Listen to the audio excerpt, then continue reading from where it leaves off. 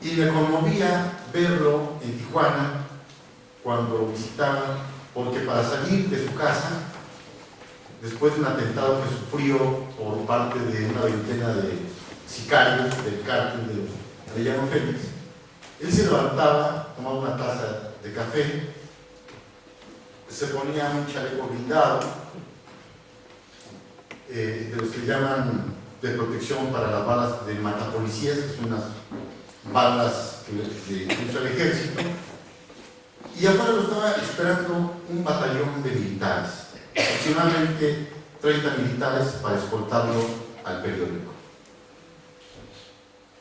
Tijuana es la zona emblemática del narcotráfico en el país, ahora lo es también Chihuahua, Ciudad Juárez, y de ese tipo de periodistas tan valientes que después reflexionaban, decía, si es sabido que iban a matar a su director, el Gato Félix, Héctor Félix Miranda, si hubiera sabido que iban a matar a mi subdirector, a Francisco,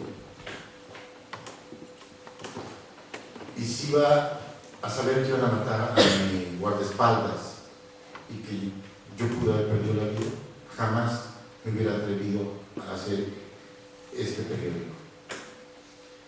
Bueno, Jesús Cornelas, junto con otro periodista que conocí y tuve también acercamiento, y fue uno de los maestros, como fue Manuel Buendía, el columnista más influyente y más rico del país hasta hace 30 años en que fue asesinado.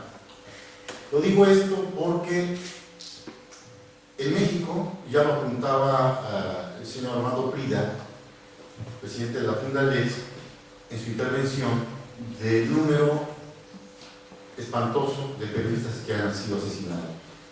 Mis cuentas van cerca de 100 periodistas asesinados, algunos de ellos desaparecidos, más de una docena, en los últimos 25 años.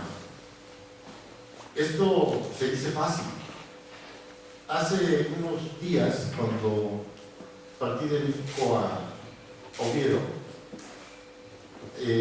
amenazaron de muerte al periodista Jorge Alejandro Medellín por haber denunciado en un reportaje en la revista Milenio las complicidades de un general del ejército mexicano con una ex procuradora de justicia en Chihuahua.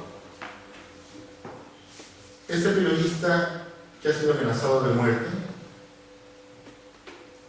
es la noticia ahora. ¿Y mañana quién sigue? Esa es la pregunta. Bueno, ese es uno de los retos de la libertad de expresión en este momento. Hace unos días también un grupo de periodistas mexicanos y estadounidenses se reunieron en Nueva York, convocados por el PEN Club American Center y el PEN Club de México.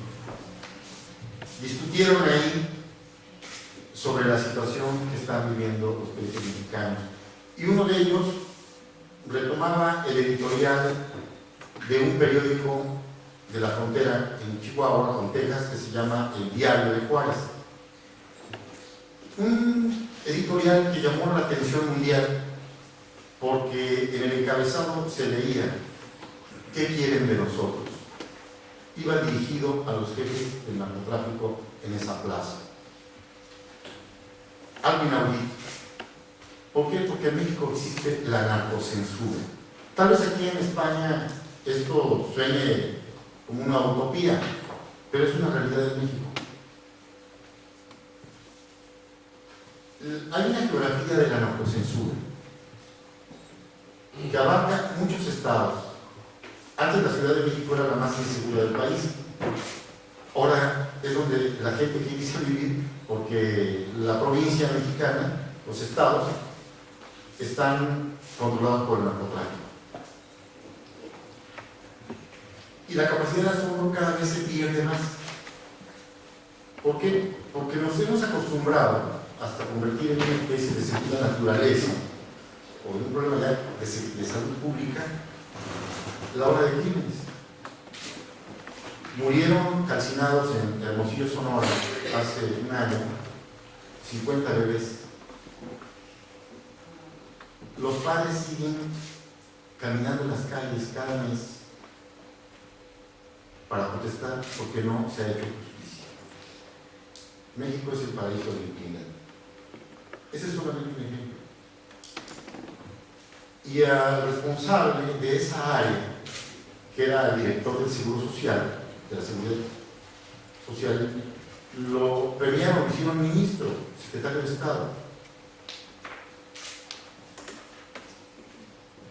Hubo un asesinato masivo de inmigrantes, 72, y la directora del Instituto de Migración, que era la responsable, que ya renunció, pero porque quería ser presidenta del Partido Acción Nacional. Encontraron en una mina cerca de Acapulco, en Tasco, 52 cadáveres.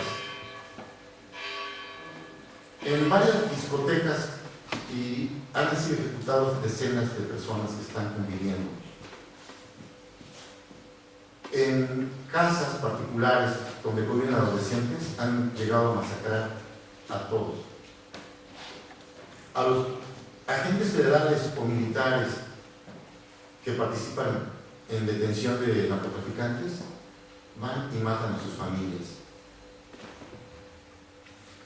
Hablaba aquí Carlos Mesa de lo que es un Estado fallido. No hay una definición, ni jurídica, ni literaria, ni académica de lo que es un Estado fallido. Han tratado de definir lo que es un Estado fallido.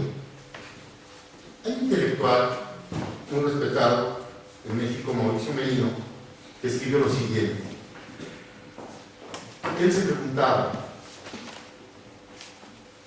el Estado no solo fracasa cuando deja de cumplir sus funciones fundamentales, la seguridad, la cohesión social, la garantía del derecho y la procura existencial, sino cuando deja de ser de todos, cuando pierde su condición de organización soberana sobre todos los demás intereses, no para que uno solo decida, sino para que todos pongamos en orden. El verdadero Estado fallido es así, el Estado parcial e impotente como el que tenemos en México. El Centro de Estudios del Forum Corpus ha propuesto los siguientes parámetros de que sea un Estado fallido: pérdida de control físico del territorio, del monopolio en el uso legítimo de la fuerza, erosión de la autoridad legítima en la toma de decisiones, incapacidad para suministrar servicios básicos, incapacidad para interactuar con otros estados como miembro pleno de la comunidad internacional. Hay un debate en México si es un Estado fallido. El Estado obviamente no ha podido garantizar la seguridad pública. La gente vive con terror, porque ahora los secuestros no son solo la gente poderosa o rica, sino secuestros incluso a gente muy, muy pobre. ¿Y quién está marcando la agenda? ¿Quién es el que autoriza o no lo que se publica? Narcotráfico. Ese es el problema ahora de los retos presentes de la libertad de expresión. Y bueno, hay muchísimos temas, no me queda un minuto. Yo le he dado una lana suficiente al camino. Creo que no me respondió.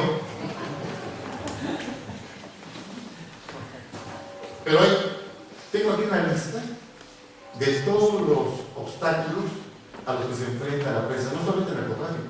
Vienen desde la Secretaría de Hacienda, de los poderes fácticos. Son aproximadamente, ya te lo diré después en la pregunta y respuesta, de cuáles son todos los obstáculos a los que se enfrentan los periodistas y por qué son víctimas incluso de sentencias penales o de pérdida de su patrimonio. Es sumamente grave y delicado lo que está ocurriendo en la prensa en México, pero podemos discutirlo más adelante. Muchas gracias.